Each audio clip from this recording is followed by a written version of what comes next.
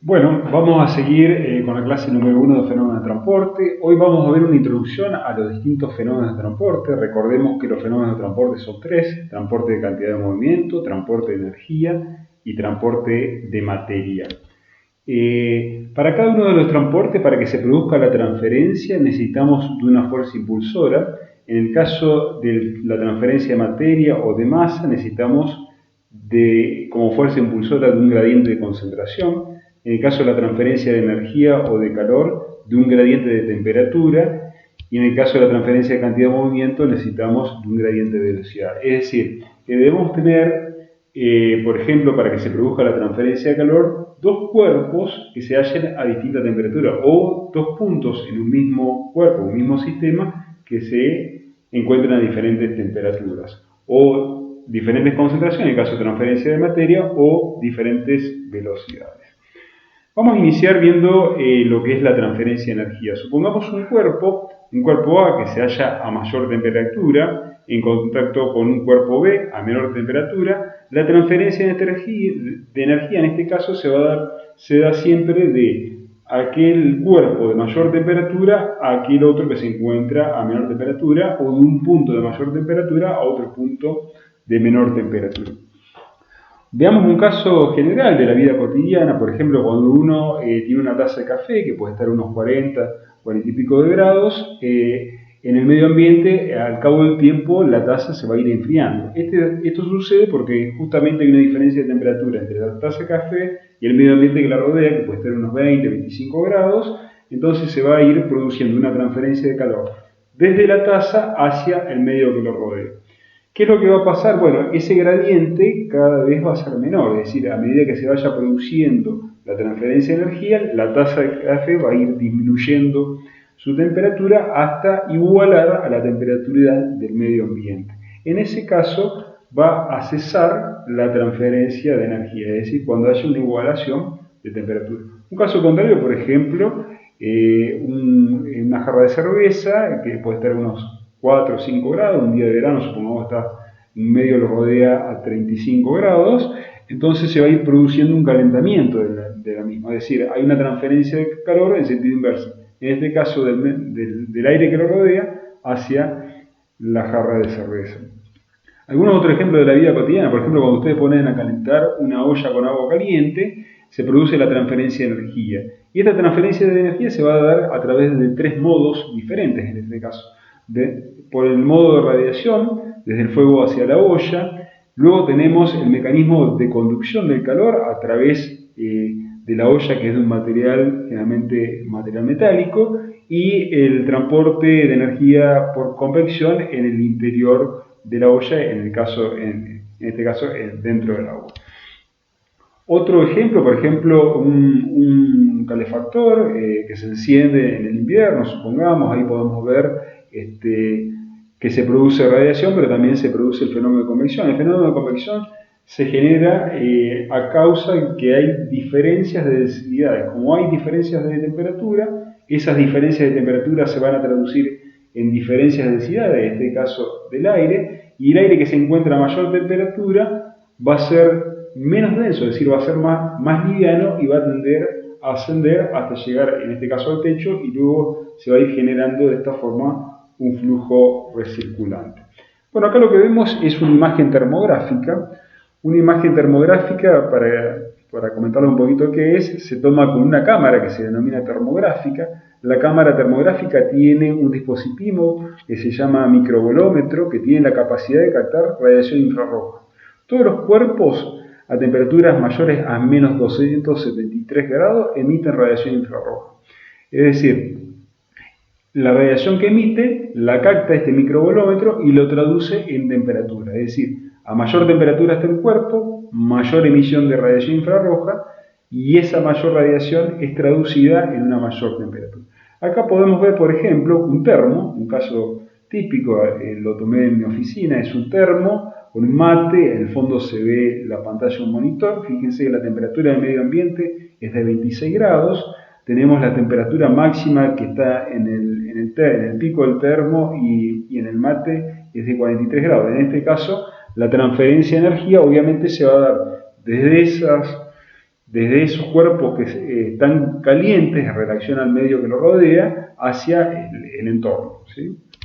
Un caso contrario podría ser, por ejemplo, en una heladera. Cuando uno abre, acá tomé una imagen en la heladera, fíjense que hay una botella que está con agua fría, que está a unos 2,8 grados aproximadamente, hay una bolsa que tiene alimento, creo que tenía pan en ese caso, y fíjense que en este caso la transferencia de energía va a ser en sentido inverso, es decir, va a ir desde el medio que lo rodea hacia estos cuerpos que se encuentran más fríos, como en el caso de la bolsa de pan y de la botella.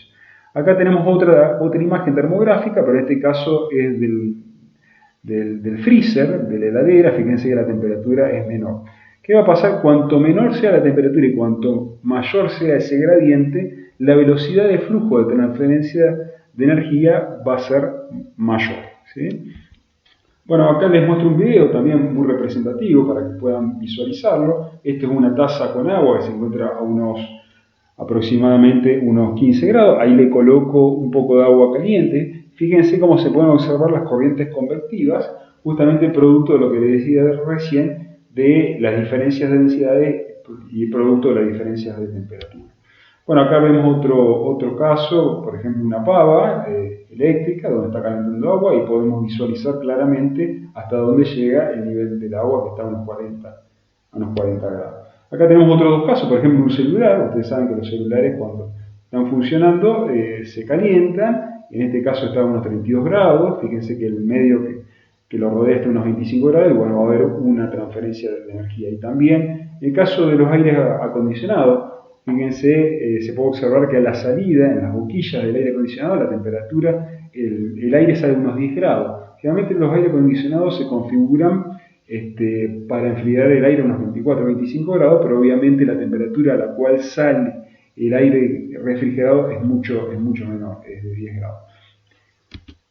Bueno, algunos casos en la industria. Bueno, seguramente ustedes habrán visto, por ejemplo, las pailas dulceras, donde tiene una camisa calefactora, que es calefaccionada a través de vapor o de agua caliente, donde la transferencia se produce desde esa camisa hacia el producto que uno quiere calefaccionar. En el caso de los pausterizadores de placas, habrán visto también para la pasteurización de leche, que se utiliza mucho, donde también hay transferencia de calor, y en los intercambiadores de calor tubulares. Bueno, acá podemos ver, estas son algunas imágenes realizadas a través de simuladores. En este caso, fíjense en la importancia de los fenómenos de transporte, que, como les decía al comienzo de la clase, que se utilizan para modelizar. Nosotros vamos a modelizar matemáticamente la transferencia de calor y esto nos va a permitir, justamente lo que vemos acá, predecir perfiles de temperatura y comportamiento térmico de ciertos cuerpos. En este caso se utiliza un simulador para poder resolver, un software de simulación para poder resolver esos balances que vamos a desarrollar y poder predecir y determinar la distribución y la evolución de temperatura. Podemos ver acá un caso típico de calentamiento conductivo de una conserva que se esterilizó. Podemos ver una media red que está refrigerada, un huevo. Tenemos también el caso de una mermelada en frasco de vidrio durante su pasteurización, y podemos ver también la esterilización o la pasteurización, en este caso, de durazno en almíbar. Bueno, el segundo fenómeno de transferencia que les comenté, transferencia de masa o de materia, en este caso se produce justamente por el gradiente de concentración, es decir, una diferencia de concentración. Un caso típico es cuando ustedes colocan en un vaso de agua una cucharada de sal o de azúcar. Fíjense que al cabo de un tiempo esa sal o ese azúcar va a difundir de aquella zona más concentrada, se encontraría en el fondo, hacia la parte superior que está a menos concentración, hasta que las concentraciones se igualen y ese flujo va a cesar. Algunos ejemplos típicos de transferencia de masa en la industria de los alimentos, por ejemplo la liofilización. Ustedes conocen la liofilización, es un proceso de deshidratación que se utiliza para alimentos.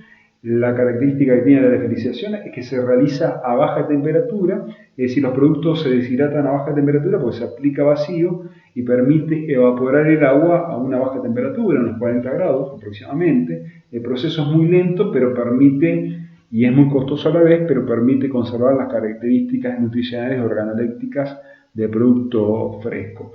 Otro caso particular es la deshidratación osmótica, donde por ejemplo frutas se colocan en una solución azucarada. En este caso tenemos una difusión doble, es decir, hay una transferencia de agua desde la fruta hacia la solución azucarada, que se encuentra en una alta concentración, y del azúcar hacia la fruta. Otro caso, por ejemplo, es el secado o por spray de leche o la deshidratación, en ese caso vemos al sol de tomates. En el caso del salado de queso, que ustedes lo conocen muy bien, o de queso o de fiambres, por ejemplo de carnes, donde también hay una transferencia, una difusión doble, es decir, en el caso del queso, difunde la sal desde la salmuera hacia el queso, pero a su vez, en sentido contrario, egresa el suero que va hacia la salmuera. Y en el caso del ahumado, que también es un método de conservación muy antiguo, donde también se da la transferencia de calor y en este caso también de energía. Y finalmente, la transferencia de cantidad de movimiento. Dijimos que la fuerza impulsora en la cantidad de movimiento es un gradiente de velocidad. Acá vemos un sistema compuesto por una placa sólida, por encima de ella tenemos un fluido, donde la superficie libre en la parte superior se desplaza a una cierta velocidad y esa velocidad va a generar un flujo de cantidad de movimiento viscoso en sentido hacia la placa. Es decir, vamos a tener un gradiente de velocidad de una velocidad mayor en la superficie libre y una velocidad cero en contacto con la placa. Eso va a generar una transferencia de cantidad de movimiento. Algunos ejemplos de transferencia de cantidad de movimiento, por ejemplo, en la industria habrán visto seguramente algún mezclador o algún reactor, en el caso de los pauterizadores o algún ciclón. En este caso, fíjense que tenemos un camión refrigerado donde se da el movimiento justamente convectivo a causa de que también hay una transferencia de energía. Muchas veces se dan en forma combinada más de un fenómeno de transporte.